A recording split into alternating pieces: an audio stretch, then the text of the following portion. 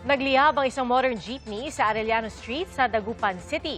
Wala naman nasaktan sa insidente dahil agad nakababa ang driver at 20 pasahero nang mapansing umuusok ang sasakyan. Ayon sa BFP, posibleng namula ang sunog sa fuse box ng jeepney. Patuloy ang investigasyon ng BFP.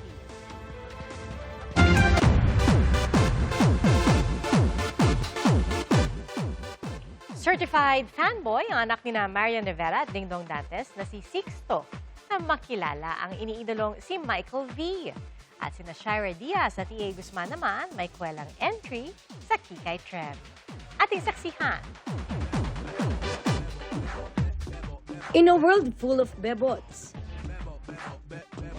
umaariba rin ang mga kikay sa Kikay Trend. Kabilang sa kumasa ang kapuso couple na sina E.A. Guzman at Shira Diaz.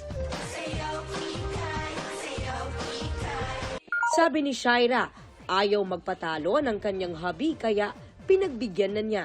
Kaya naman si E.A. feel na feel ang pagpapacute in his mini pigtails and hair clips. It's a certified fanboy moment para sa anak ni Marian Rivera at Dingdong Dantes na si Sixto. Isang malaking check ang kanyang na-unlock nang makilala ang isa sa mga paborito niyang Michael na si Michael V. Sa social media, ibinahagi ng Kapuso Primetime King ang photo ng kanyang anak kasama ang nag-iisang bitoy. Ayon kay Dingdong, simple lang ang Michael Universe ni Sixto.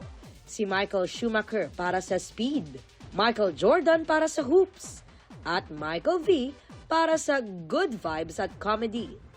Lumalaking sporty kid si Sixto dahil na rin sa suporta ng kanyang pamilya. Nagdiriwang ngayong araw ng kanyang 21st birthday ang star of the new gen na si Jillian Ward. Ang milestone na ito, ibinahagi niya sa pamamagitan ng kanyang stunning portraits. Bumahana ng pagbati mula sa kanyang pamilya, fans at mga kasamahan sa showbiz.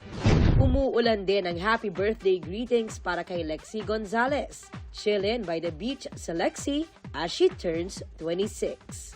Para sa GMA Integrated News, ako si Aubrey Carampel, ang inyong saksi.